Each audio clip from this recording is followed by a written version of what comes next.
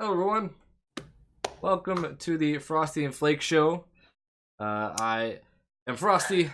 This is Flake. Hey. I'm out of scene. There we go. Hold on. Perfect. There we go. Just fist. Yeah. Can we fist bump on the? We can fist bump. Boom. Oh, we Boom. did barely practice Boom. it. There we go. Nice. That was actually pretty good. That's pretty good. So Flake just spent the last 10 minutes searching up Lucio O's on the internet and cannot find them. I believe Flake has eaten a collector's item.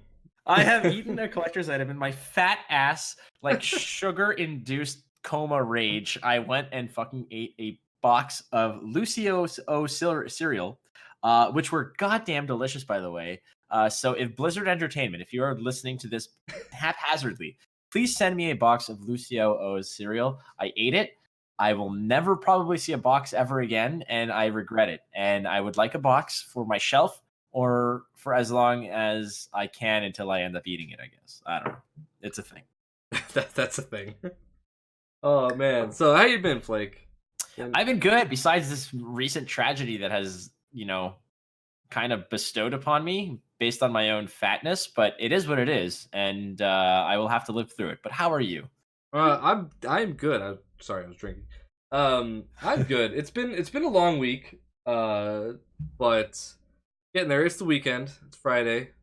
Yes, it is. New Music Friday. So I've been enjoying many new songs today. There's been some pretty impressive ones out there. What?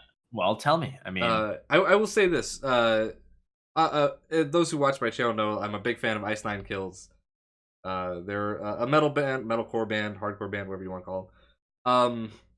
Their latest album, came out last year. Yeah, last year. Called The Silver Scream, and it's 13 songs based on 13 horror films, right? And over this entire year, they've been sort of like releasing these weird, not weird, they're really good acoustic versions of different songs off their album.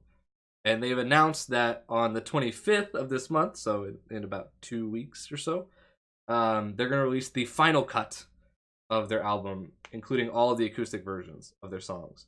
okay. Today, they released the acoustic version of my favorite song off the album, called Stabbing in the Dark, which is based off of the Halloween movie. Okay.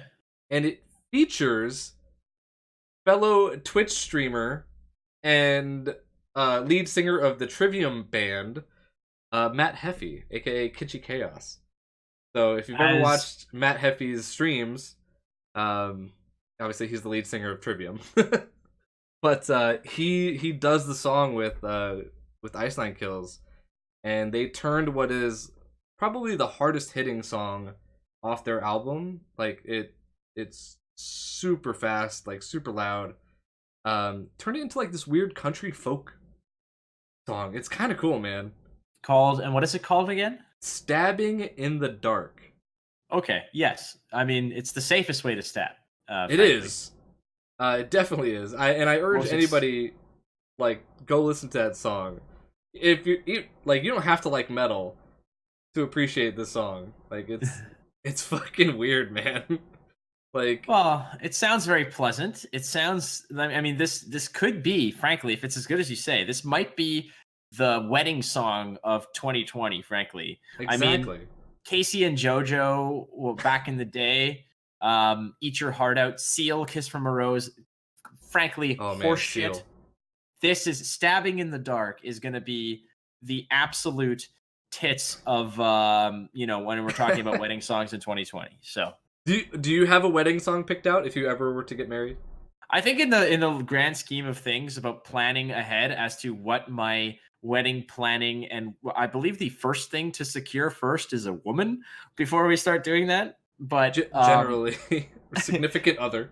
Yeah, I mean, frankly, I have no intention of getting married. That's not something I want. But I've always been quite partial to the Incubus song Drive, but okay. I don't know if that is even something that I would consider as like a serious. I mean, I have to actually think about it because there's so many damn good songs out there, but I don't want to take one that is, fuck. My friend had his wedding about 3 years ago, and he chose a group that did a cover of, I think it was like I Will Walk 500 Miles, Oh God. but it was like this really beautiful kind of, it was like this sultry female singer who slowed the song down, and it wasn't the da da, there was none of that. I gotta double check what that song was. I'm gonna just ask him right now because I know I'm making a fool of it, but Interesting. yeah, either way. So that's not what I would necessarily choose, but I mean, how long have you been with your girlfriend right now? You gonna put me on the spot like that? Sorry, just say it with confidence, and I will not Four be able to tell you. years. Okay, so you're kind of getting to that spot where maybe that's sort of on the shelf, like it's in there, it's on the back burner. I'm not going to put you on pressure, but I mean, if anybody's going to be thinking about a wedding song, I would imagine it's you. We actually already picked it out. If we were to ever, yeah, we've talked about this. If we were ever actually going to get married. So it's not Stabbing in the Dark. Is it something like Chainsaws and Ometo or something like that? It's not. It's a song called Anthology by Thrice. Okay. Thrice is my favorite band. It's also her favorite band. She actually she got it covered up. She had a tattoo of Thrice's logo on her. But Anthology is a song made up, every line in Anthology is a line from one of their other songs. Okay. And it's about... That's very cool, actually. He wrote it for his wife for their anniversary. So that's like, it's one of those songs for me and my girlfriend where we're like, every time we're at a Thrice show, we're like, yeah. So, but that has meaning. There's some actual, like, that's very cool. There's actually meaning like to that it. band. Unlike somebody in chat was saying, "Don't Want to Miss a Thing" by Aerosmith is what played at their wedding. That's I mean, were you a fan of Armageddon? Well, yeah. I mean, look, at the time, you cannot shit on that because I didn't shit on it. Something. No. I know. I'm not saying. I don't think you're shitting on it, but I'm just saying. Oh, so it was okay. It's gonna be.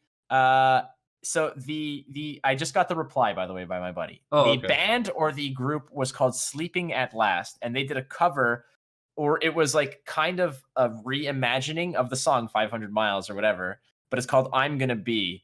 So. And I was there. I was the best man at this wedding. And when I heard it, I didn't even know it was that song until it kind of clicks after the first 2 or 3 sets of lyrics. And I was like, oh, fuck. Walk 500 miles. Well, that's it. And like, it's not like we're all not there kind of banging on the tables going, da, da, da, da, da, da. It was not like that. It was actually a very beautiful song. But that's good. But I'm glad that you have it all sort of locked away and ready to go. Yeah, and also me and my girlfriend came to the agreement that the what is it? The groomsmen? Yeah, the groomsmen will not be in tuxedos. I will be Sub-Zero. My best man will be dressed up as Scorpion, and then each of the groomsmen will be another ninja from Mortal Kombat. Oh gosh, so you have like Reptile. Yeah, and then my girlfriend will be in the dinosaur outfit. And then like the inflatable one? Yeah, the big inflatable one. Yeah, and then all of the bridesmaids will be in various dinosaur outfits. So. Jesus Christ. So and I have to walk out to Mortal Kombat and she has to walk out to Tokyo Drift. That was the deal. Now, have you picked the Chuck E. Cheese where this is going to happen at, or excuse you, we go to Peter Piper Pizza. Oh, sorry. I don't even know what that is. Really? Is that like a West Coast thing? Maybe that's a West Coast. It must be it's definitely not a Toronto or Canada thing, because I've never heard of Peter Piper's Pizza before. But Triple P's, baby. Just listen. You send me an invite, I will be there. I will be there. I will sing at your wedding, whatever it must be. You make it happen. Well, it's good to know. But yes, of course. I mean, if you're serving Lucio O's, I'll be there for sure. I'll have to find Lucio O's or get like a gourmet chef to like recreate them. No, they have to be stale off my shelf for like 6 months. It's the only way. Toss them in a dehydrator, let them go for like 2 hours. Oh God. Anyway, all right. First tangent done. So there's been lots of card game news happening over like the past week. Couple different expansions have been announced. Couple meta shifts have been happening in games like Magic the Gathering. There's a new set coming out from Direct Digital for Eternal. New set coming from Gwent, I hear. That is Um, correct. That is correct. So and you. So go ahead. Let's start jumping into it. So new expansion from Gwent. You have the right. So lowdown. the new expansion from Gwent is something that hit on October 2nd. It was called, or the expansion is called Iron Justice. And what's cool about this, it kind of comes with a few extra changes and mods to the game to a degree, in the sense that basically they've done an overhaul of a little bit of the presentation of how the game is played. Not necessarily the game mechanics, but kind of like, imagine it this way. Like, you're a big Mortal Kombat fan. What they basically did was, okay, rather than playing, like, if you like Scorpion's moveset, you can use his moveset, but with a Raiden skin, is what they've done. So it's like, what they've tried to do is like detach the ability from the skin. So that's kind of the redo. And I mean, part of that, what they're saying is like, when they come out with new like leaders, they're called, like, they don't want to have to delay a leader because they don't have a skill set for them yet. So part of Okay. this kind of smells a little bit like, we want to release skins and have you pay for them, but not put in an actual workable thing. Because if they release new leaders, they have to release leaders for all 6 factions. So basically, it's like, if we want to release one skin, we don't want to have to release 6 skins. Do they have to? Do they have to release a leader for each faction? Like, Well, to make it equal, they don't have to, but I know that the way that, I mean, Gwen's Reddit community has essentially devolved into a really nasty cesspool of like circle jerk whining and stuff, and I can gladly and proudly say that, because it's absolutely true, and fair. it's just the fact of the matter is that it's a just giant complaint fest. And regardless, it's the fact that if one person, if they release one new character with new moves and new skill sets, everybody else is going to lose their fucking minds from who main another faction, and it's going to cause a giant shitstorm. So what they did was, they essentially, like I said, it's, you take Scorpion's moveset and you detach it from the skin, and every single faction now can use any type of skin related to that faction. So let's say in the next expansion, it's like, oh, the next expansion's coming out, and with it comes these 3 new skins. So some of the skins can be universal, used amongst different factions, but other ones are specific to faction X or faction Y. But to me, that's not just a matter of, well, we don't want to have to create new abilities for 6 different factions. Also, it's another way to generate revenue. And I totally sympathize with them and agree with them. I don't think that's a bad thing at all. Like, if you want to pay $5 to have a skin of a character you like, if you play the game, 20 to 30 hours a week, that's, to me, is an okay investment to see your favorite character. Like I said, they had a Han Solo skin, I would drop $100 for a Han Solo skin in any game I play at all. $100. Cosmetics are never really a problem. And microtransactions for cosmetics are never really a problem. It's when those microtransactions are connected to a game mechanic is where it becomes an issue. Yeah, then you become EA. Like, that was the whole Exactly. Battlefront 2 scenario, where it's like, oh, you can pay now and be Vader all the time. And you're like, Q. So yeah, pretty much. So that was part of it, was that decoupling of the ability to the skin. And then the other thing is that, besides the fact that it was like 90 some odd or 100 new cards, was the fact that they reintroduced a mechanic called armor, which is, if you play Gwent, basically everything comes down to the point value of a unit on the board, Right. which adds to your point total. So what armor does, it's like extra life total that does not add to your point total. So if you want to kill a unit, first you have to knock out their armor, and then you can knock out their point total. Okay, so okay, I get it. I got you. It's another balancing technique. The problem with this is, I find, is that everything that came out prior to this, meaning the base set plus the 2 prior expansions, none of those cards had armor. So suddenly they released an entire set full of armor, which kind of made the previous cards a little bit more, it's like, well, none of these have armor, so are they better or are they worse because they have worth more points, but they don't have armor, So all in all, we're going to see how this works out, but the game was already kind of riddled with some bugs coming out of the release date. Like, right off the bat, a lot of people were, when within the first hour of a release, there's already a thread on Reddit called Iron Justice bug mega thread. Mega thread. It was a mega thread. It was like, okay, we get it. We're just gonna combine all this shit into one thread. You're like, oh Wow, dear Jesus Christ. that's bad. So yeah, I mean it's working itself out, but I've essentially taken the approach of I'm not gonna touch a Gwent expansion until about a week or two after it's out, so that this stuff can get hot fixed and sorted out.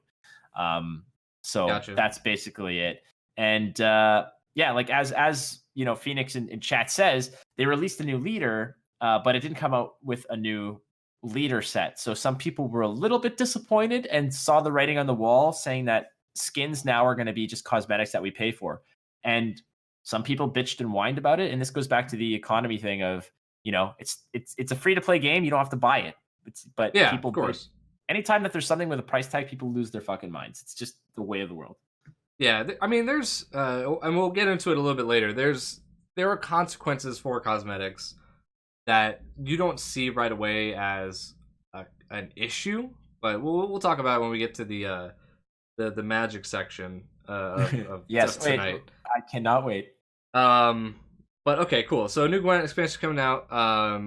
And that whole armor thing that you're talking about seems to be an issue that Hearthstone had, where not necessarily that cards become obsolete, but you have, you know, in Hearthstone, right, there's Yeti.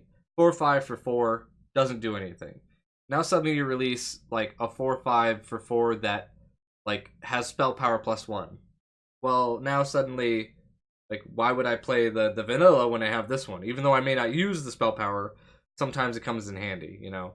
So that's where, like, you get this weird obsolete idea of when you start making new cards, if you don't rotate out the old ones, why the fuck are these new ones here? Type of thing. Well, it's the yeah, 4 mana 7/7. Yeah, but the Gorilla Patriarch or whatever it is. Remember that one? It's a 1/4 taunt, and every set they'd have a better. It's a 1/4 taunt for 3, and every single set they'd come out with like a 2/4 taunt for 3, or something that was slightly better than it. Where people were like, "Why am I paying? Like, why does this card exist?" The best was the Turtle, which was a 3 mana 1/4 with taunt that came to play and then discovered another taunt. Yes. And then they fucking went one further, and now we have a 2 mana 1/3 that discovers a taunt. So it's like, what the fuck? Like, well, yeah, power creep kind of leaves a few things into the dust. I don't know if armor's gonna do the same thing, but yeah. Man, like you got to feel for that.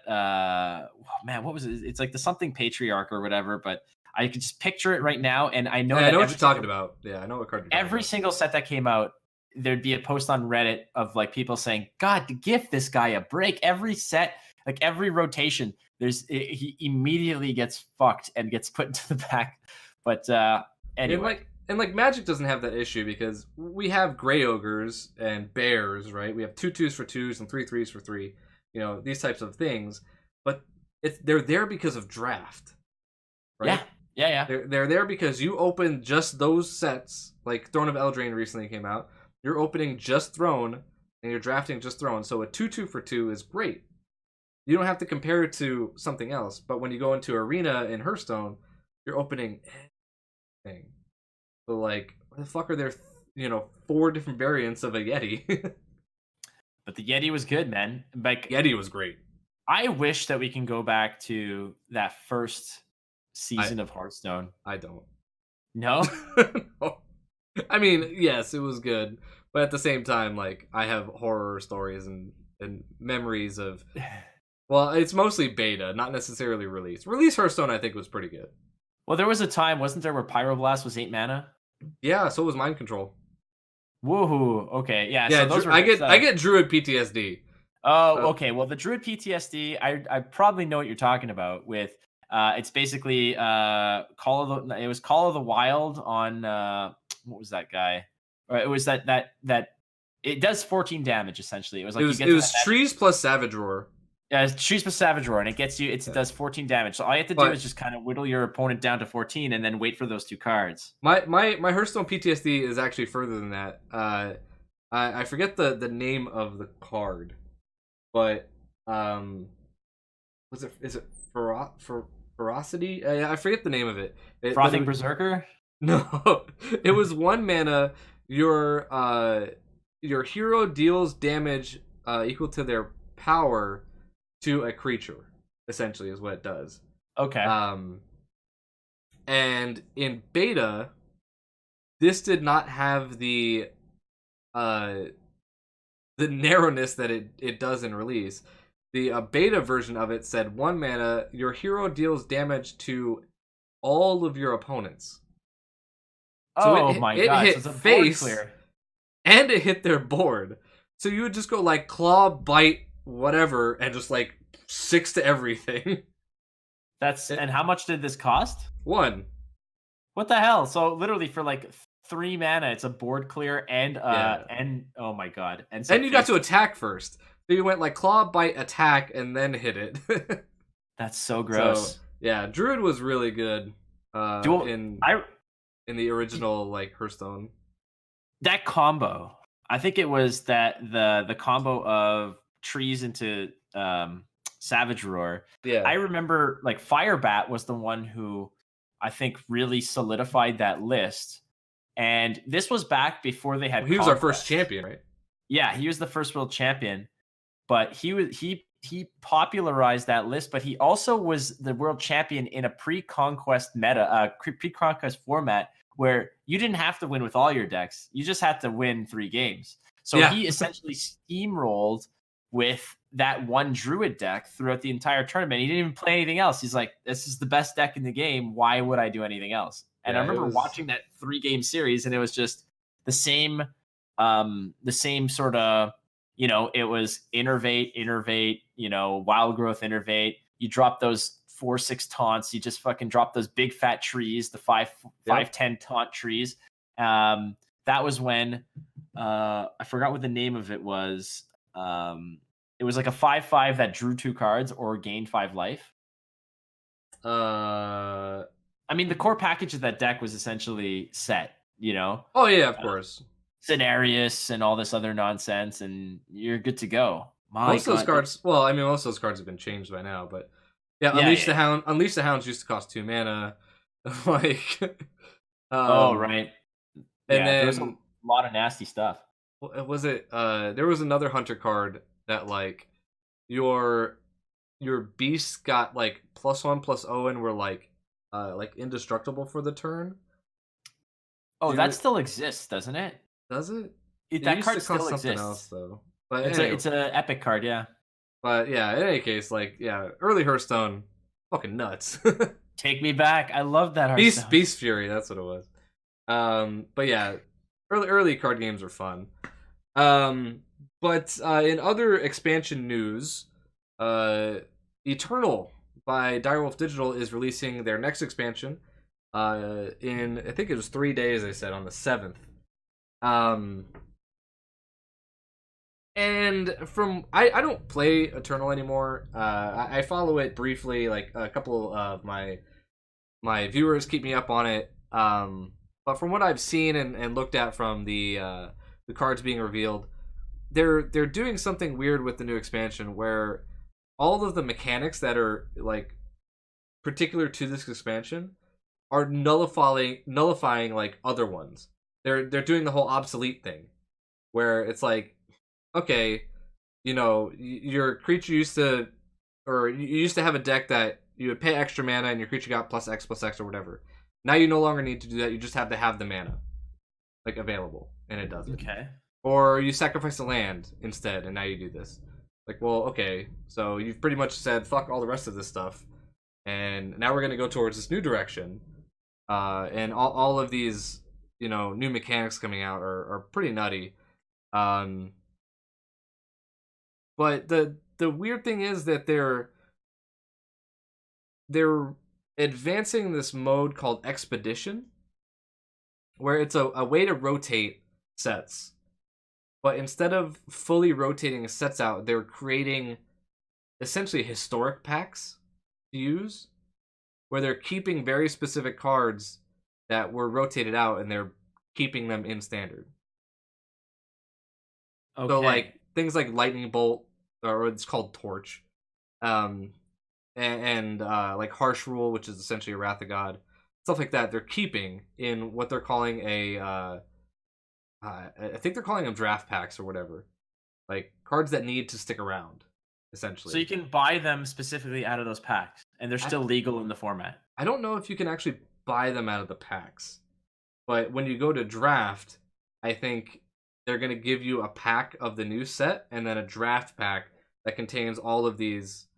They actually use the term historic cards, um, from Eternal, and I'm just like, why can't, as I've been following this, I'm like, why can't card games just kind of move on? You know what I mean? Like Yeah. Hearthstone, biggest example. You have this classic set that you just will not move away from. Well, they've started retiring them to Hall of Fame, right? Like a lot of the main Sure. transgressors. I mean, you've gotten rid of like what has gone. I mean, I think cards like Sylvanas. I think because these are cards that are just may have such powerful game mechanics that are breakable that they have to get rid of. Same thing with like Ice Block. Ice Block was what mage players essentially gravitated to as an archetype in itself. So when you get rid of Of that course. safety net, then they leave, right? And that's or like they, once that card's gone, you can sort of open up design space. So I think that core sets, like the Hearthstone core set, I think has a lot of the major or main cards that you kind of need. Things like Fireball will always have to be there as but like But I find that as long as something like Fireball exists, the Torch will never see play. Not Torch from Eternal, Torch from Hearthstone, right? correct. Well, I mean, Torch did see play because it put a cheaper Fireball in your deck, right? Right, but it's like it's this weird, like Frostbolt no longer sees any fucking play. Really, I haven't played Hearthstone in a while, but I'm surprised that that never sees play. That was to me I was mean, I'm like sure somebody plays it. Somebody's gonna call me out, and be like, actually, the newest tournament has 2 Frostbolts in it. Suck a dick. Um, But how does it not see play? It's a 2 mana freeze 3 damage. It's to me, it seems like the perfect early game removal card. because there's other things to play. I don't even know if Mage is even a thing anymore after they re-nerfed Pocket Galaxy, but it's one of the things that in Magic at least, like everything rotates. We know everything has rotated. Be gone. You're in Modern now. Now we have the new shit to deal with. But in games like Hearthstone and Gwent or Eternal and stuff, there's always this lingering like, well, it's not better than Harsh Rule. Like, why would I play it? It's not better Well, than a Fireball. Why would I ever play it? so the thing with Magic, and I get what you're saying, is that they kind of like cling to, like they really just grasp onto these, I guess these. An icon. Well, that's it, and like Hearthstone's like, hey, we're just clutching to this core set, and it's never going away. So get used to it. We might retire 3 cards a year out of it just to keep things interesting and fresh. Or to sort of shake up existing metas that have never really gone away because of these transgressors. But in the same regard, MTG has their core set that they reprint every year, where you see a lot of these main cards. Like out of the core sets, I'm sure you see about 10 recurring cards that come back all the time. Sure, of course. And 10 is, and I totally get you, because 10 is not exactly, that's not like a big thing that you can really drop your anchor on and say like, no, this is exactly the same. I think that, imagine if Hearthstone every rotation was like, all right, of the, I don't know how many cards there are in the core set. What are they, like 300? It's anywhere from 250 to 300. All right, let's just, for the sake of argument, let's say it's 300. What if every time there was a standard rotation, they said, these are the 50 cards we're keeping? Sure.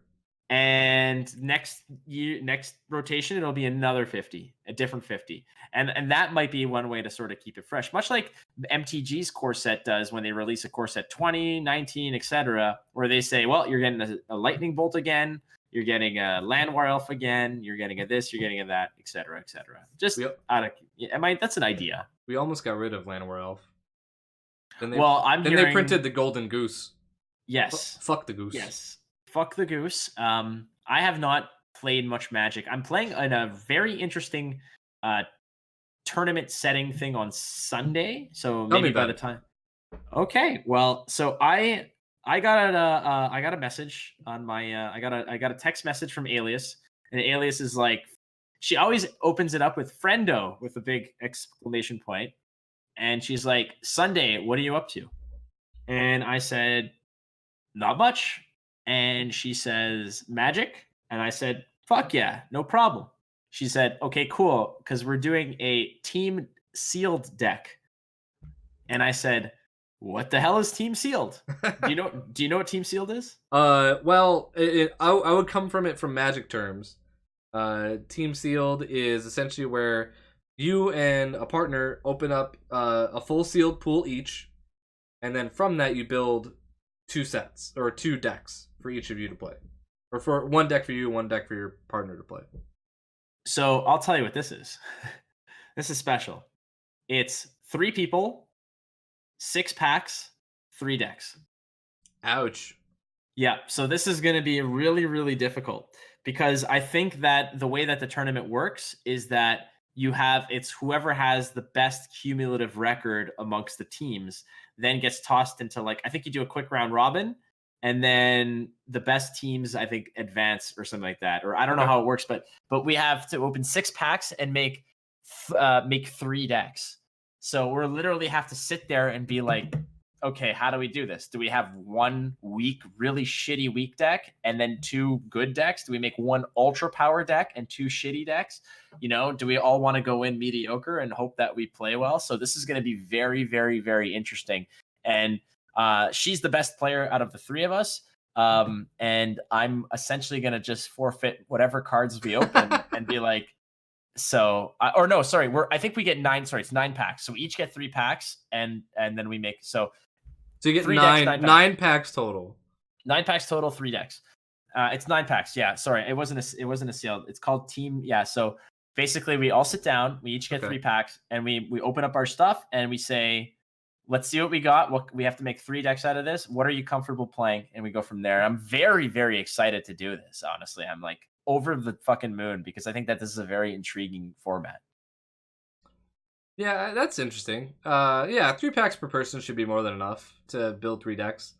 You just hope that you literally you just hope that like your rares are decent. Well, that's the shittiest part because like I don't want to pick up, like I don't fucking know. Like don't give me like a rare land that I'm never gonna play, you know, or like the worst thing you can do. I remember in M20 when you're opening the pack and you get like Field of the Dead, and I'm like, God damn it! I'm like, I don't want to pass this on either because this is like an integral part to many decks. The card should be banned. Oh, do you honestly not like that card? We could talk about this too because I want to get into this also. I fucking hate that card.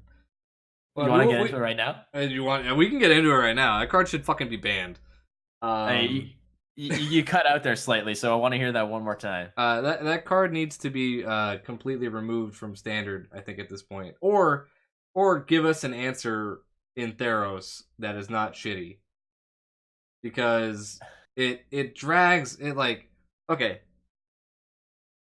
It games devolve into, welp, I have answered literally everything you've done.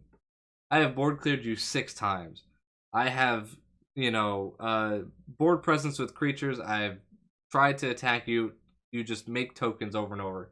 Now you have 3 Field of Deads, and every single card that you draw is gas because it's either a playable card or it's a land that makes you 3/2/2s. Like, the games are just no longer like fun, right? They're no longer interactive, and they're no longer a game of Magic to me, because there's no more interaction. It's just, yeah, you played a land, you made 3/2/2s. All right, I guess I gotta deal with these 3/2/2s. I don't know what else to do. Oh, you played the Circuitous Route. All right, you searched up 2 lands, you made 6 2/2s. I guess I don't know what to do. Board clear you. All right, cool.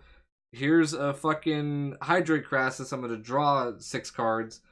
2 of them are lands. Guess what? Here come 3 more 2/2s. Like, just so fuck, dude. When this card came out and the whole scape shift thing started happening, where people were just essentially, I mean, you kind of get excited and you want to see how big you can go. So you obviously think as big as possible. It's like, what if I fucking just scape shift and play and make a massive board and just kill him on the next turn? But that's not necessarily the right way to play it. You want to slow play it as much as possible, it seems.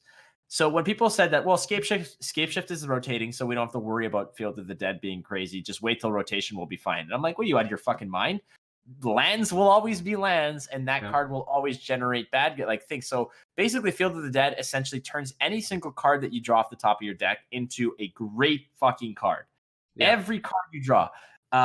Even the bad cards are good cards because you can play something and play a land, and then you're fucking aces. I don't know, like I haven't played much Magic online in the past week or two, partially because of travel, partially because of Mythgard, partially because of Gwent. But at the same time, I'm not missing it that much because I know that most of what I queued into had Field of the Dead as a win condition, and there's only so many Field of Ruin you could play before you're like, the fuck am I gonna do? Like, but even that rotated out. So it's like we don't have that anymore. It's not even an option. So how are you killing lands? How are you dealing with it? You can't. That's the thing. At this moment in time, there is literally nothing you can do outside of Unmoored Ego your opponent. Can you call lands with that? Yes, you can. You can call non-basics. Oh, perfect. No, actually, you can call any card, actually. No, you can't. You can't call lands. There's no way you'd be like Island and then fuck them over on turn 3. I mean, you could prove me wrong. You could prove me wrong. Well, yeah, Assassin's Trophy is a good option, but at the Assassin's same time, Trophy, yeah. It pulls a land out of their deck. Choose a card name. Get the hell out of here. You cannot pull an island with... Choose a card name. Okay. So there we go. We just got the answer. So you can call a basic land, but that you can only maximum pull 4 copies out of it. Yes. Choose a card name, not basic land. Is that... We need an actual... You can choose any card name, but you can only grab 4 copies of the card. Still, you want to get that. I didn't even know you could take lands out of that. Holy Moses. Well, I've got my 3. I had Unmoored Ego all the way back from Guilds of Ravnica. Like I played that card in my Sultai list as a sideboard card before anybody even had it in their minds. I was like, this is a great card. And people are like, yeah, but it seems slow and whatever, blah, blah, blah. I'm like, no, man, in best of 3, this is the best fucking thing. You find out what their big threats are and you just essentially crap all over them. It was my favorite thing. Yeah. Anyway. In general, I make fun of those types of effects because we call them trap cards.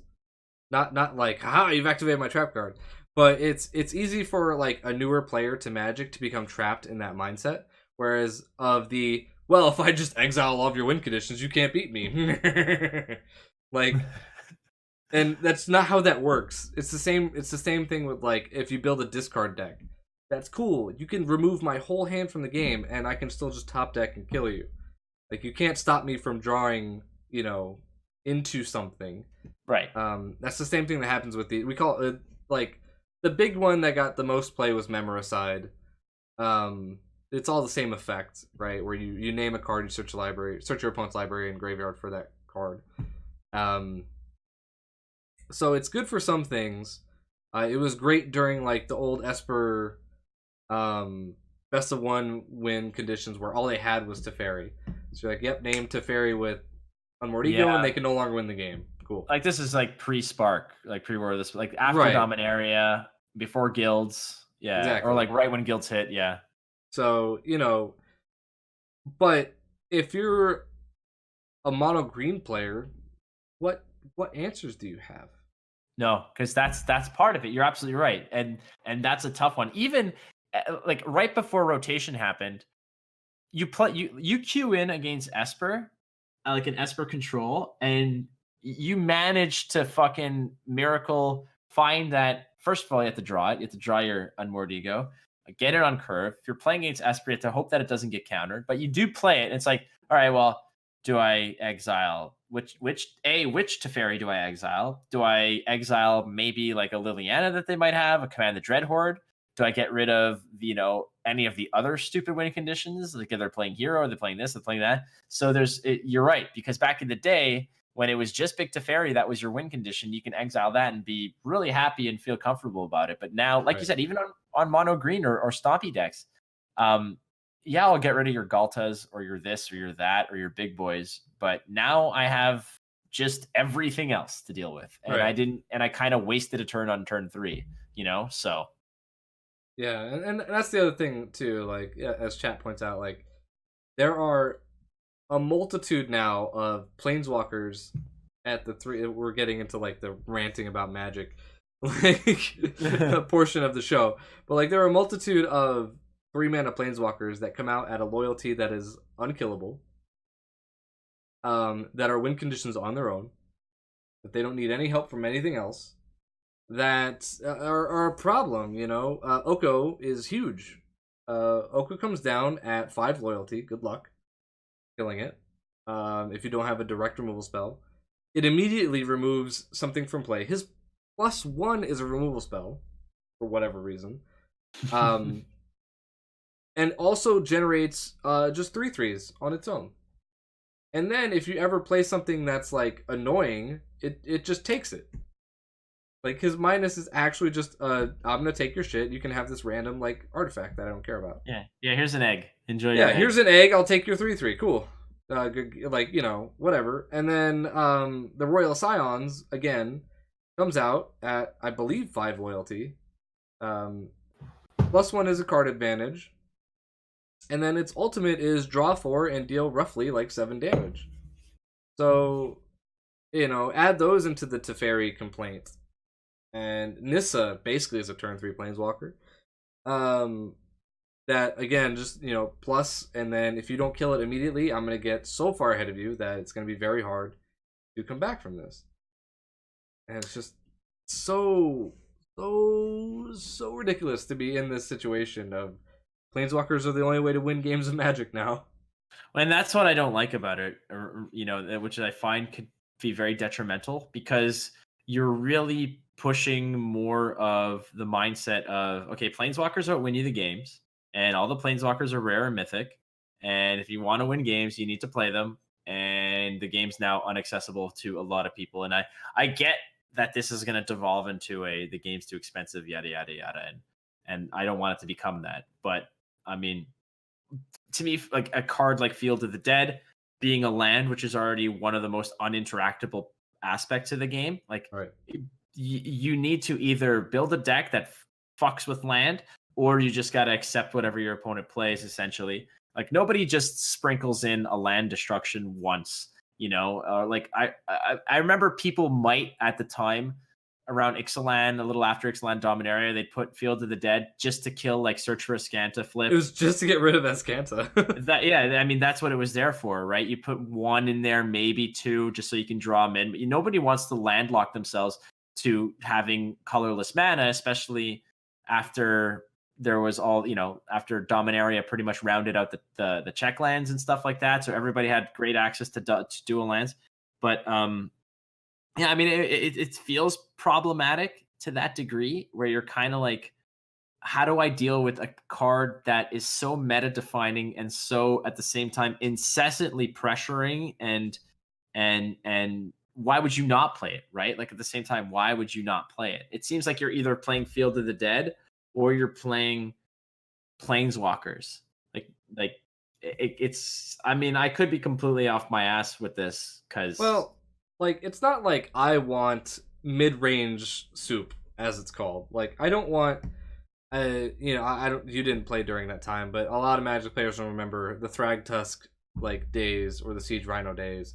I hated that shit. Like just 4 or 5s that are just bashing into each other that drain for 3 every time they come into play, and 5/3s that come into play and gain 5 life, and when they leave they make it 3/3. Like those games lasted like fucking way too long. Like game 1s were literally 50 minutes because nobody died. yeah, it's nasty.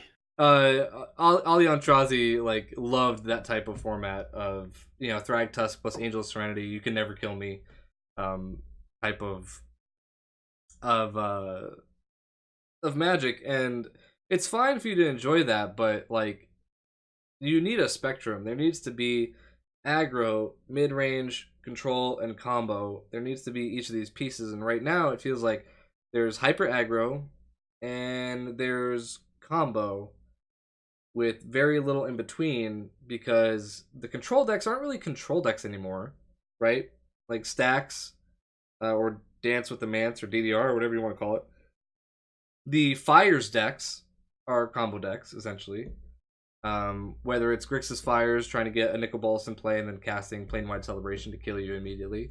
Or my favorite deck that I've been playing, you can talk shit on this all you want, like Jeskai Fires with double Cavalier has been hilarious. Just like I've been watching you play Grixis a lot. The Grixis one is fun because it's Grixis. Everybody loves Grixis. Even if you don't like Grixis, it's because you've never played it. But Jeskai Fires is like this weird deck where it's like, yeah, I'm gonna play a bunch of shit that doesn't matter. I'll play like Teferi, doesn't matter again. Here's Fires. I'm gonna play a random Cavalier, maybe draw some cards, whatever. It's a 5/5 and play, no big deal.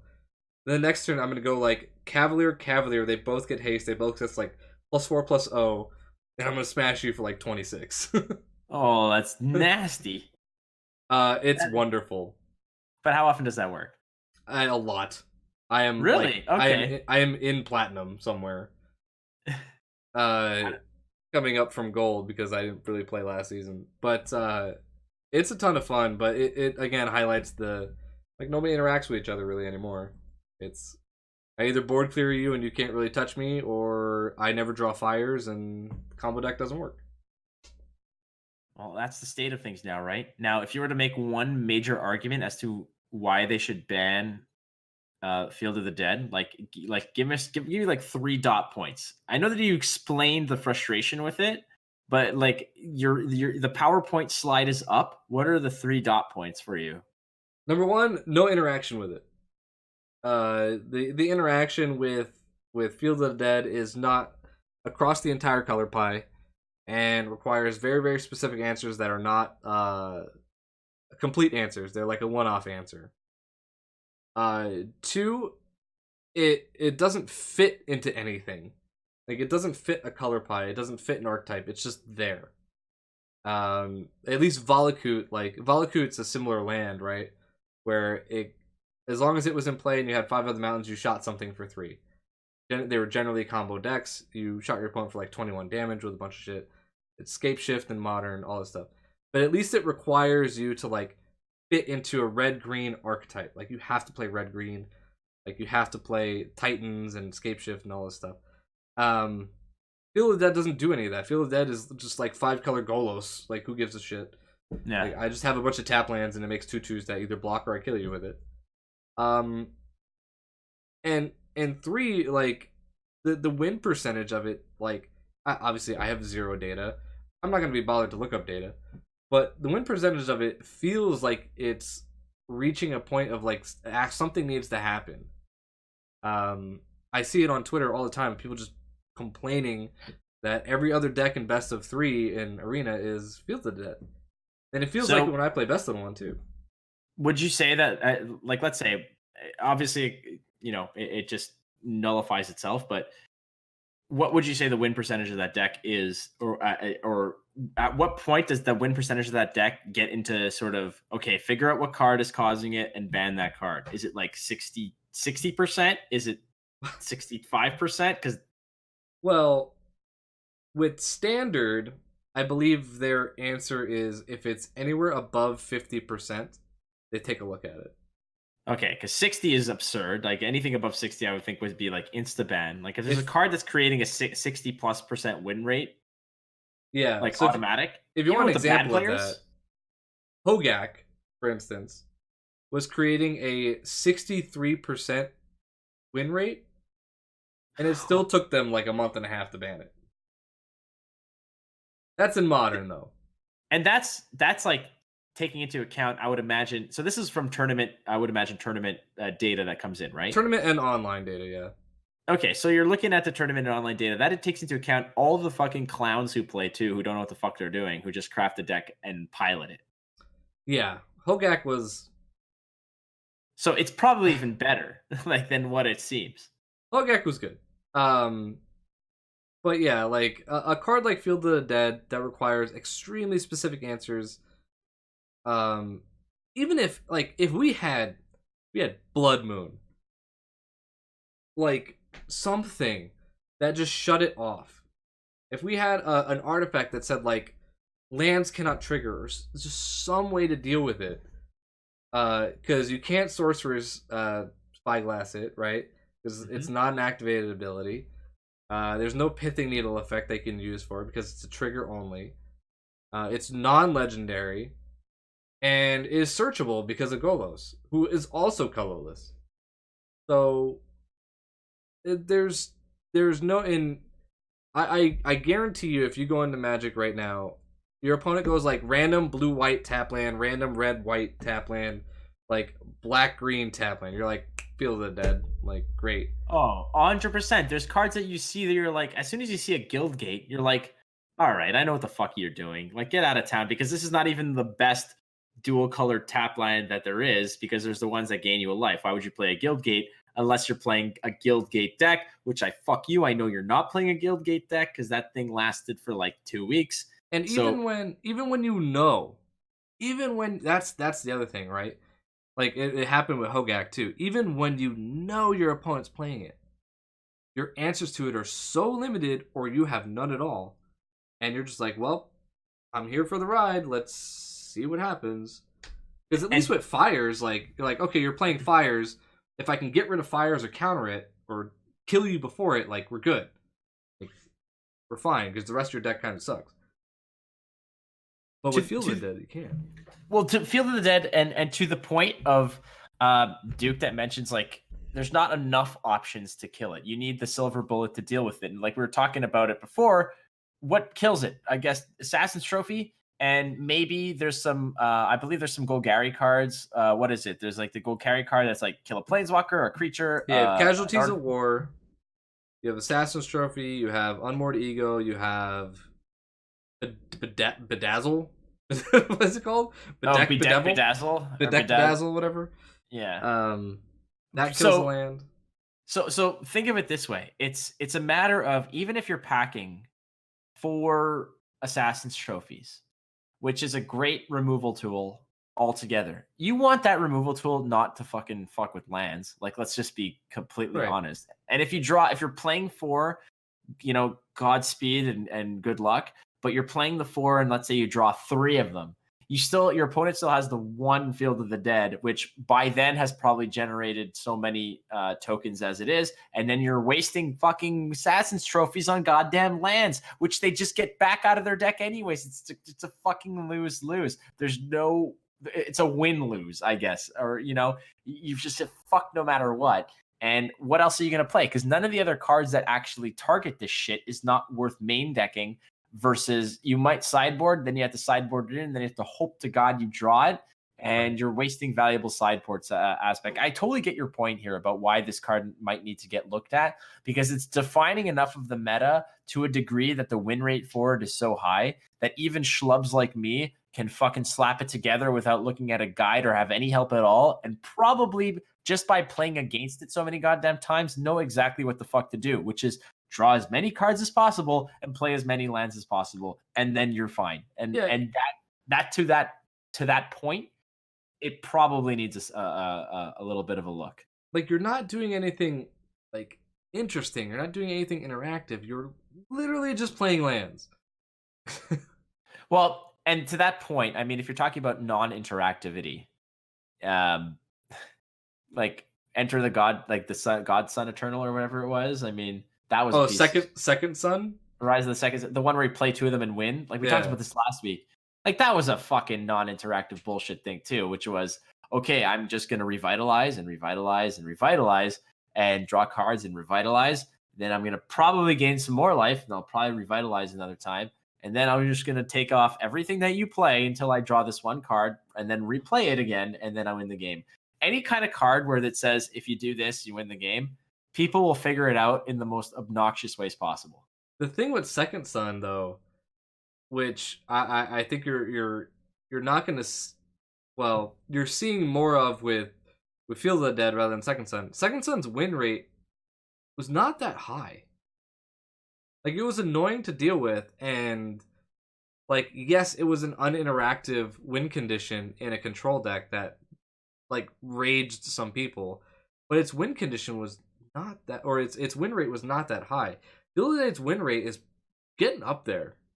Yeah, Like, because also because all you have to do is you draw land, you play land, and it's essentially it's winning despite yourself, right? Because with yeah, Second Son, you actually have to go and figure it out and get the card and make the plays. This is just like even if you gave that person the deck and not and didn't tell them that they had Field of the Dead in it, they could probably play it and win it without even knowing the fuck that. Like, imagine you had all your lands, and without knowing what the lands did, you just played your lands and played the game, and like you'd play your land, like, oh fuck, a token appeared. That's yeah, awesome.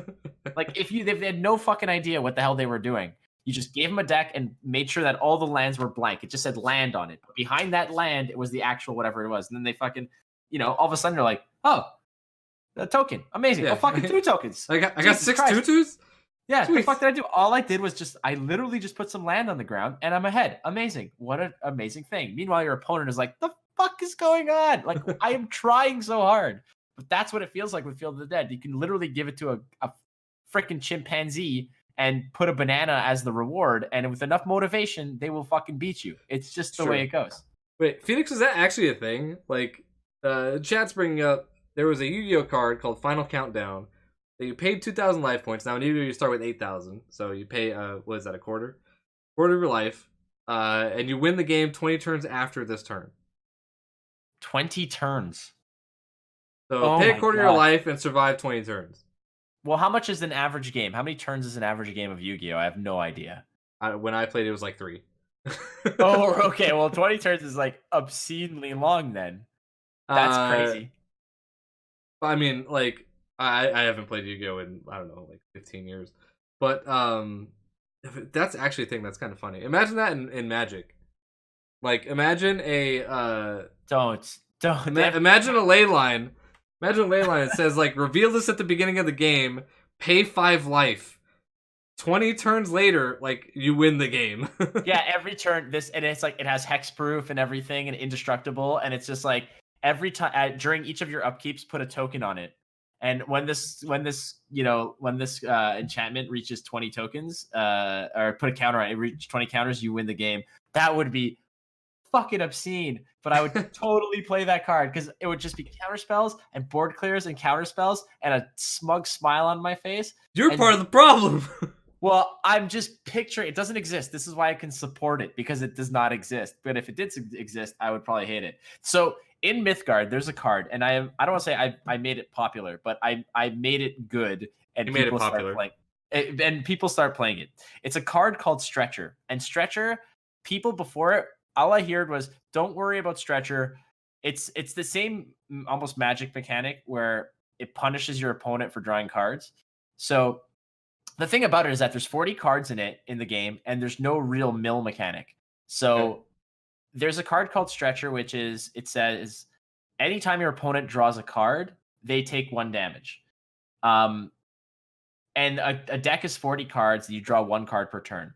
I paired it up with another artifact that says both players draw an extra card per turn, and then basically in a game, in a meta where games were determined by 6 to 7 turns, I was like, no, motherfucker, no 10-minute game for you. We're going the distance. So I created a Stretcher control deck that would basically answer everything they played, make them draw their fucking hand. Like, so at the same time, I would just get them to draw 3 to 4 cards a turn. Their max hand size was 9, so they'd have to discard every time down to 9, and they would take a damage every turn. So they would just be fucking blowing their minds out because of this long, but it feels like the same way as all this, of like these obnoxious win condition type decks that just drive people crazy, like Second Son, like apparently this countdown thing, which blows my mind that it's even a thing. But I think, Frosty, you should have, so there's a ley line for every color, right? Okay. This should be a 4-cost colorless artifact, kind of colorless ley line that is called like ley line of the frost, ley line of the frost, and it's all about like a nuclear winter where eventually everyone dies. And I think that should happen. All right, there we go. Ley line of the frost. Ley line of the frost. Somebody in chat go make it. Naming it after you, and it's basically if this is in your hand, you may pay 5 life to play it, and you play it, and it starts on the board.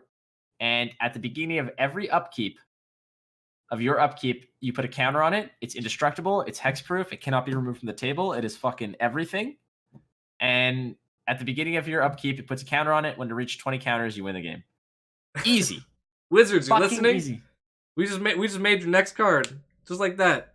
Yeah. So I dare you to complain about Field of the Dead when that card exists. Yeah, I know, right? It's funny though. The deck you're describing that you're playing in Mythgard existed in Magic. We called it Owling Mine. There was a card called Howling Mine that is a 2-mana artifact. At the beginning of each player's turn, they draw an extra card. Okay. And then there is an owl artifact that said whenever a player draws a card, they take a damage. So Owling Mine actually existed, and it is built into the frame of everybody's most hated deck in Magic called Turbo Fog. Turbo Fog came from the idea of Owling Mine, where like I'm just gonna make you draw a bunch of cards, but you're never gonna hit me. Yes, fog effects, and Yes. it was Turbo. My first exposure to Turbo Fog was with Nexus, like Nexus Fog. It came before that, didn't it? We called it Turbo Fog, but it wasn't really Turbo Fog. Like, the idea of Turbo Fog is Howling Mines, like extra draw effects, right? Fog effects, and the ability to recur those effects. So basically where you can draw your entire deck into your hand, but you're never going to hit me. Because I'm going to fog, and then eventually I'm going to board clear, return some of those to my hand with some mechanic, and then we'll just keep going from there. That is Turbo Fog. It was called Turbo because it's not fast at all. It's extremely slow. Call it Turbo. It just add Turbo to anything, and like Nissan Sentra Turbo. Now Yeah, exactly. I want to buy it. Yeah. Twin Turbo Fog. The original Turbo Fog was there were multiple draw effects though. It was like multiple Howling Mines in standard. We had like I think it was a total of 12 or 16 fog effects. A bunch of board clears. And then they had an artifact to shuffle their graveyard back into their library. So These are some messed up things. Yeah, it wasn't fun.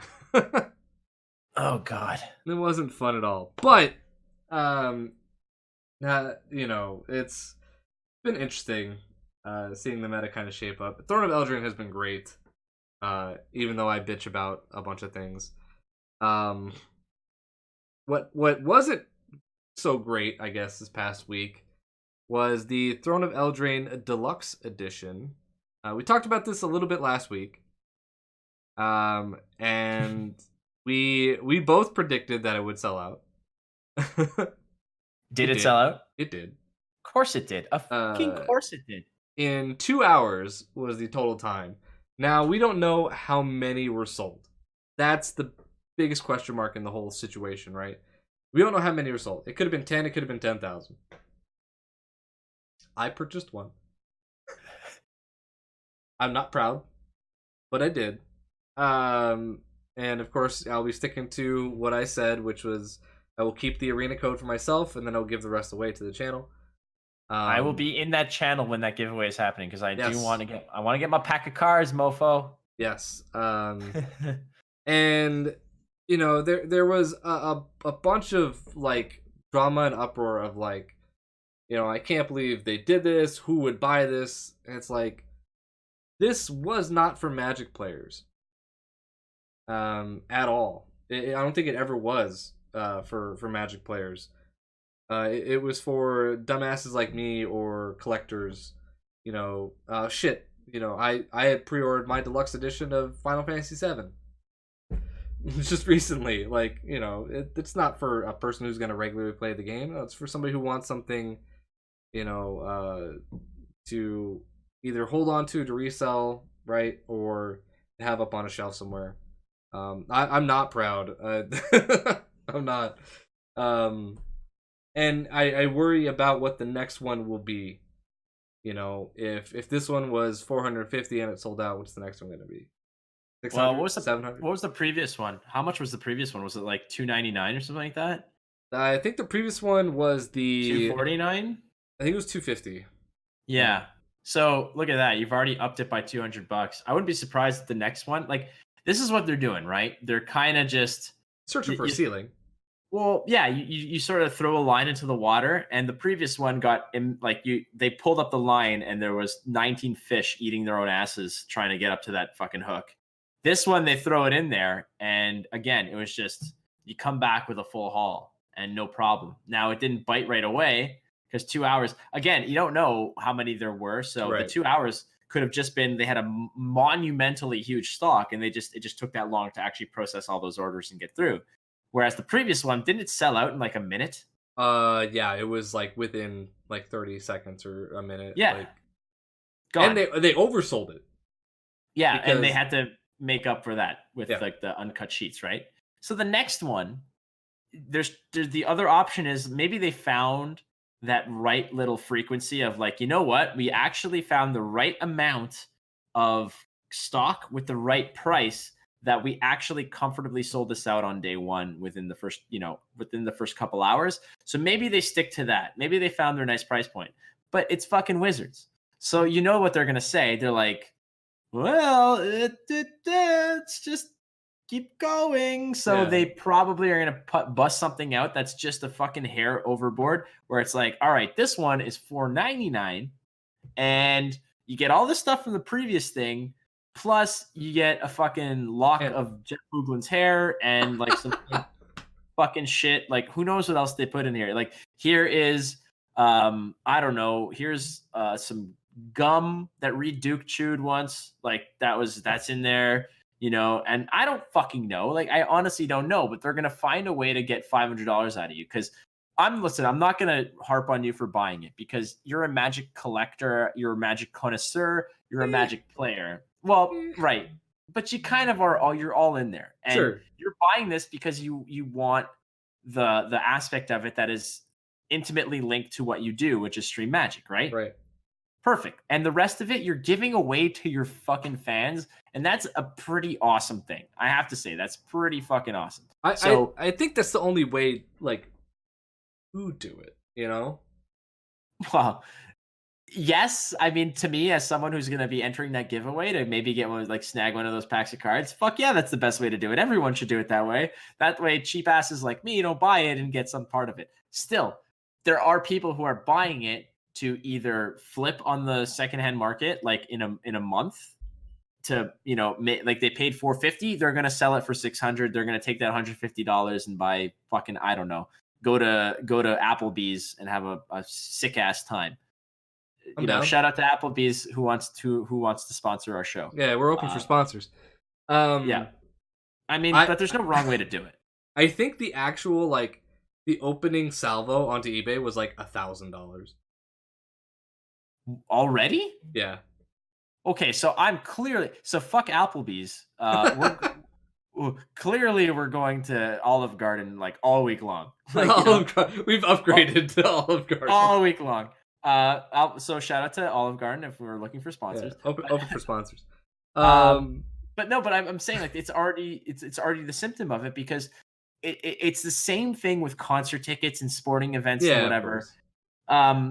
It's disgusting to that regard because I know that when I wanted to go see whatever concert or whatever sporting event, fucking forget it. You can't find the tickets because the scalpers have them and they're all a bunch of goddamn crooks. It's the shittiest thing.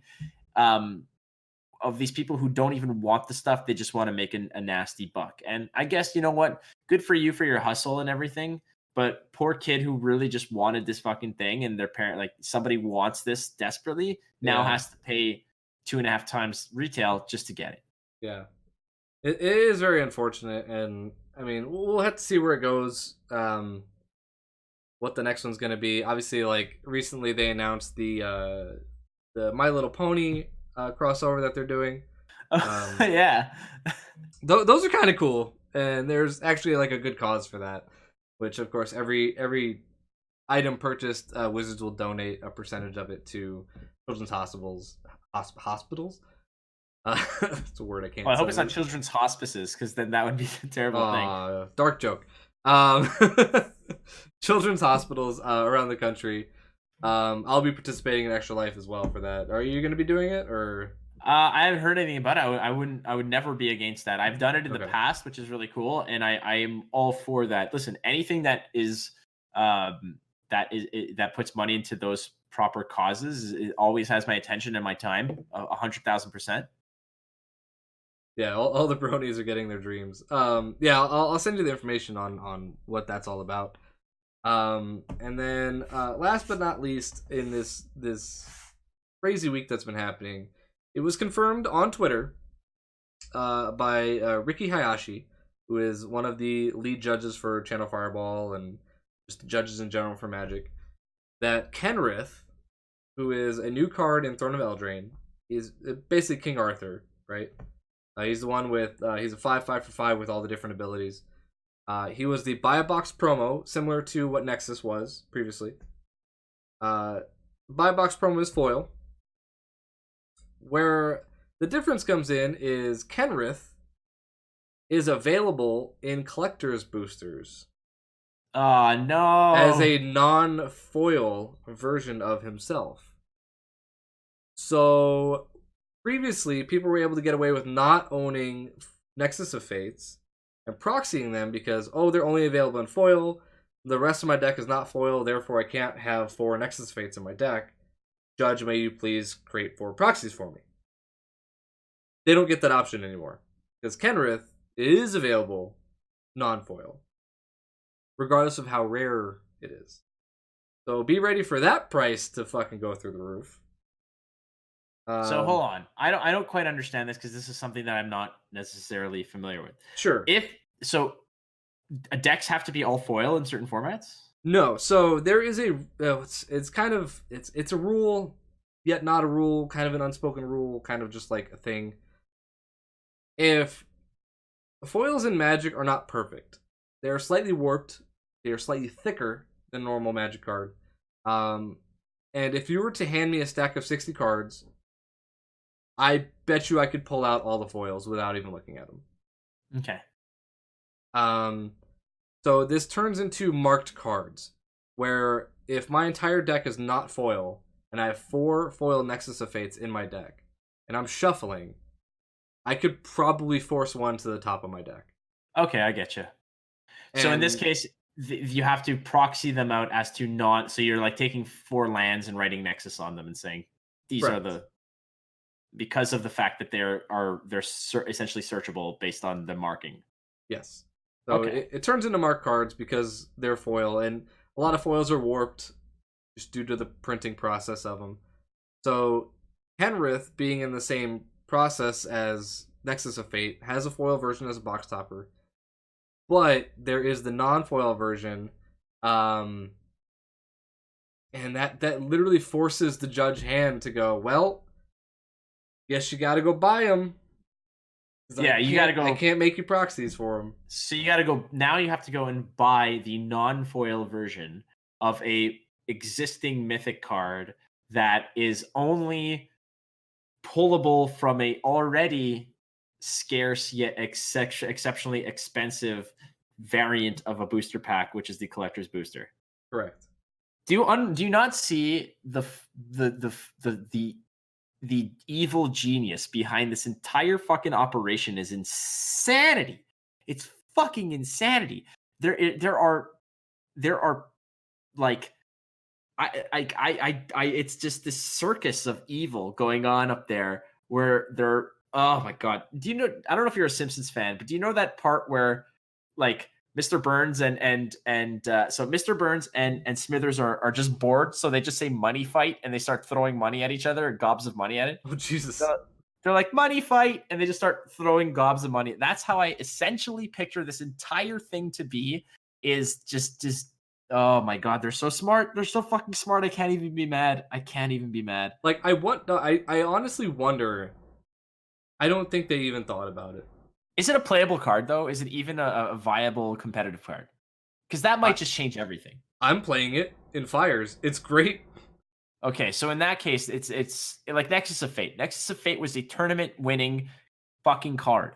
So, but they had a no non-foil version. This is like, hey, what if we fucking make the box topper also playable, but then we make a non-foil version, put it in this ultra rare, super expensive fucking pack, and then tell everyone to go fuck themselves when they want to make proxies for it. There's no like I have a like I'm not defending or like shilling or whatever. I have such a hard time believing that in a meeting they went, all right, here's how we fuck people. Well, no, obviously that's not what it is. But guaranteed there's somebody like so there's two ways that this happens, okay? There's the dude driving his fucking coworker home saying, you know, fuck, how are we gonna make up, like, we already made so much money last year and we have to make it, like, you know, increase our profits this year. How the fuck do we do it? How do we get more money? So they came up with that booster and they're like, well, how do we make people buy it? Like, what's the incentive? And I'm telling you, this is them in traffic in fucking Seattle, because that's where I guess the Wizards office is, like, around that area. It's in Renton. So they're there and they're fucking sitting in traffic and they're like, and the guy's just there, is like, you know what'd be fucking hilarious?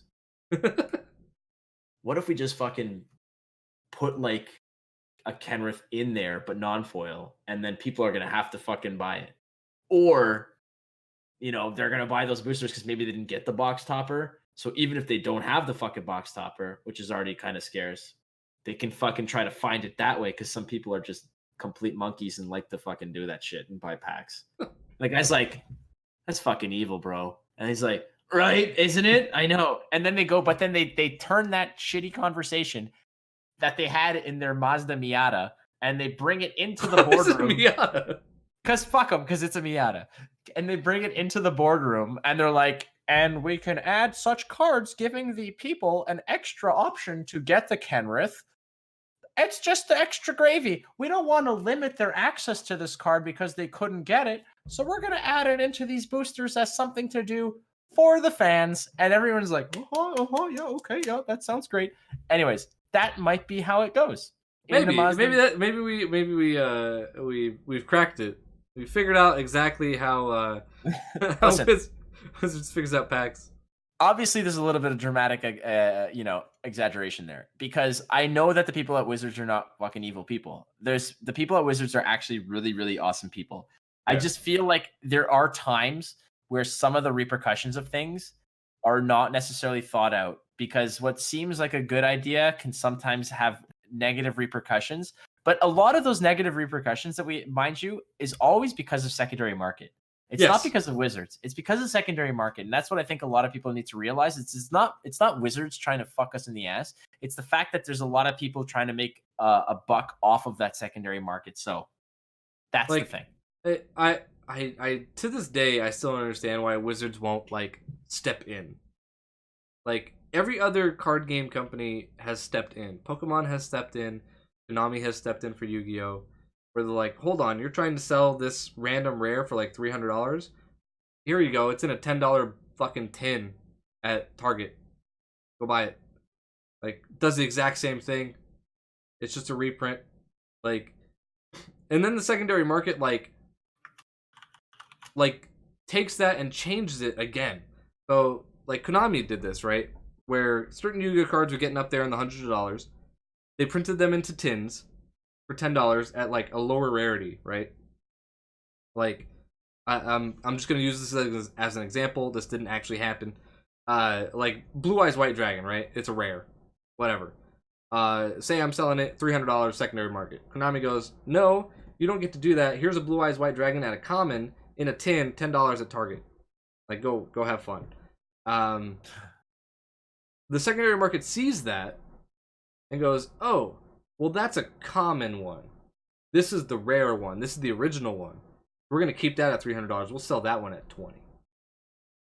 Like, they still warp it to where, because it was original, because it was, a pack version of it or whatever. Magic does this too, right? The difference between alpha, beta, unlimited, and revised edition of a dual land no fucking functional difference between it. Granted, like there is the supply, right? There's less of betas than there are revised, of course. Um, but functionally, there is no difference, and the money difference is drastic between all of them. And Wizards just, for whatever reason, refuses to step in and go, okay, no, you don't get to do this anymore. We're gonna, oh, Teferi's, or Jason Mind Sculptor is $250. $250. Okay, well, here's a foil Jason Mind Sculptor in a $10 pack at Target. And people are gonna go after him, right? They will. They're not doing that. But like the thing about it is that Wizards also understands that if they keep those cards at the rarity that they are, they can always reprint them later, and people will go just as apeshit to go get them, right?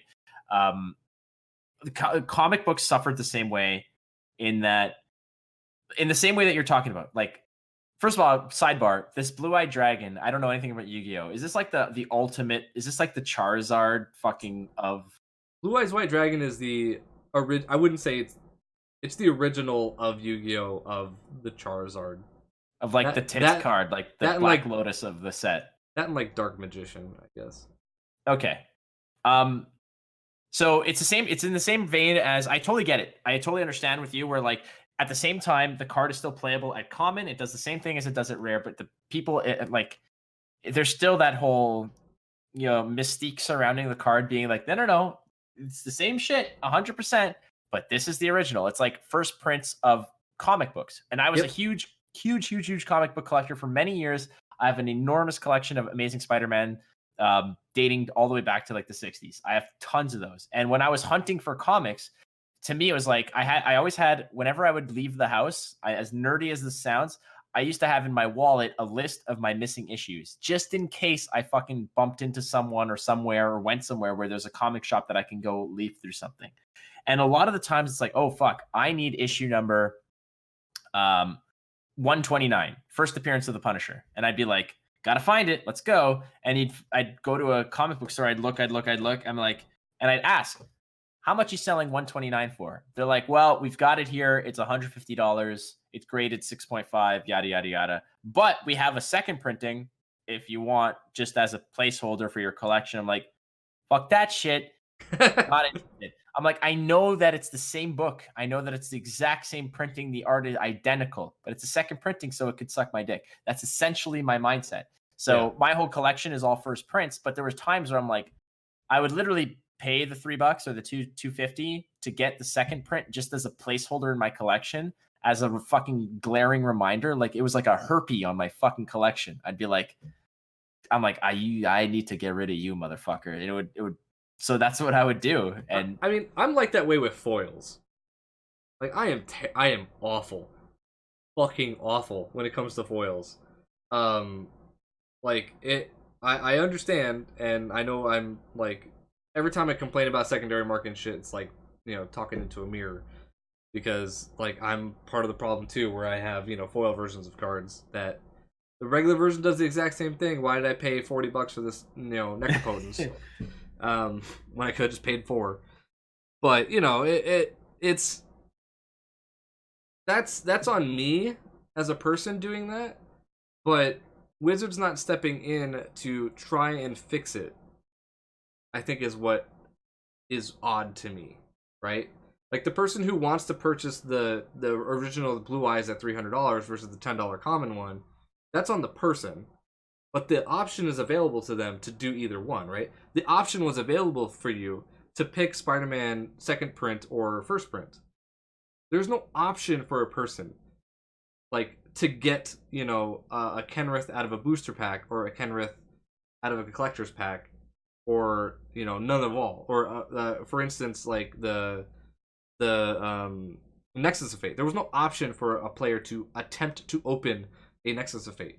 They had to go and buy one from somebody secondary, which has never stepped in to change that. And the actual supply of those were already limited because everybody wanted a playset. It wasn't like you get two and you're satisfied, right? This was something where Nexus of Fate was already so limited to begin with, where you bought one, or it's like you bought four, or you bought zero, more or less. Like you were always hunting for that many.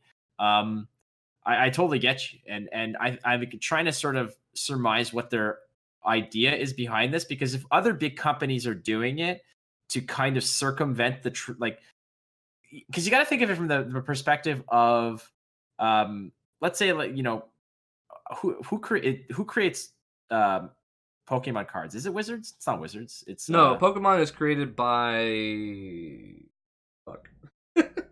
I don't know. Either way, Uh, let's just say it's some company. fucking yeah. Let's just say it's Ferrari. Let's say Ferrari made Pokemon Ferrari. cards. Oh, is it Upper Deck? Ferrari. It's Upper Deck. Oh, is it Upper Deck? Upper Deck's a great, yeah, but Upper Deck also is one of those, yeah.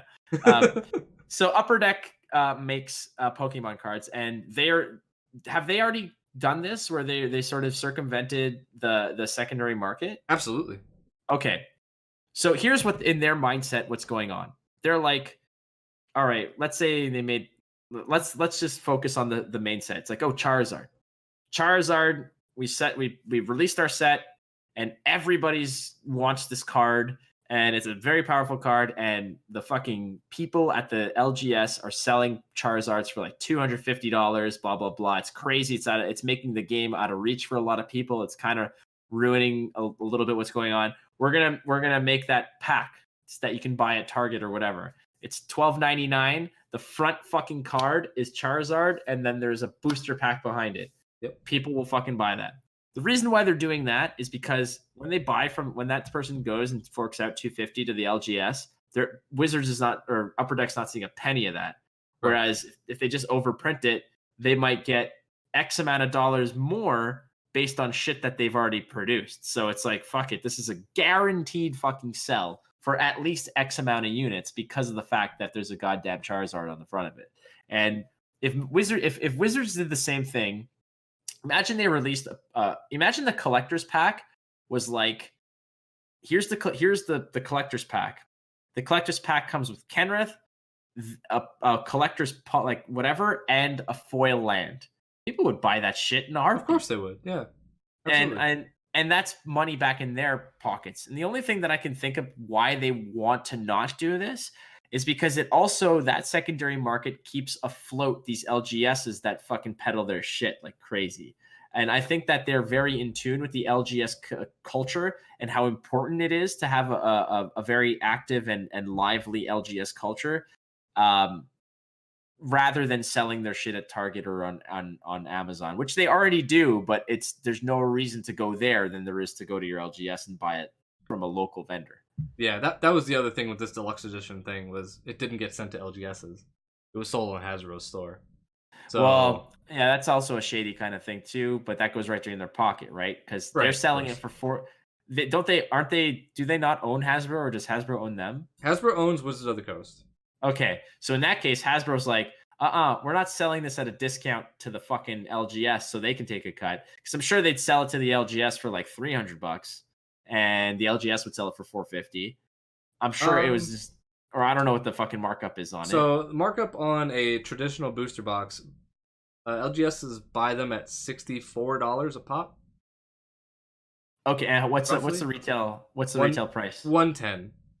Okay, so they're making a fuckload. Well, they're making a pretty high markup. So, yeah, if an LGS was selling that deluxe set for, let's say, $275, or buying it for $275, selling it for $450, or $300 to $450, that's still a decent upsell on a thing that I'm sure the day they announce that it goes on sale, they'd have a lineup around the block at 3 a.m. Oh, of course. And Wizards also shot themselves in the foot by announcing that they removed MSRP from everything. So they can do whatever the fuck they want. So as soon as they see the LGS lineup, can sell it for $1,000 if they want it. They walk in. Imagine it's like, oh, I can't wait to sell this thing at $450. Holy fuck! Who the fuck are these kids? Okay, it's now $1,000. Yeah, guaranteed they're there. They're at the door. I can just picture it now. They're like, all right, we have 10 of these sets. We're selling it for $500, and like one person leaves. Actually, it's $600.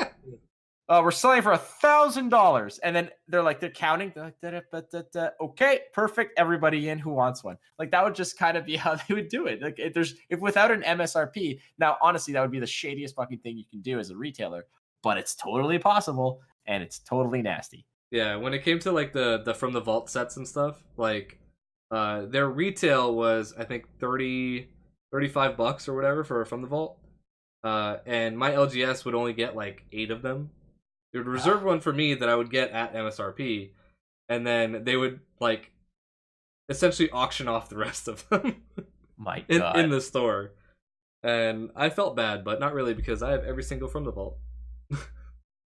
So It is what it is. And what the fuck can we do? Because Wizards is a juggernaut. They make a shit ton of money. And I'm sure there's going to be, even if 1%, if a 0.1% of the Magic playing community wants Kenrith, 0.01% wants Kenrith enough to buy those packs to try to find him.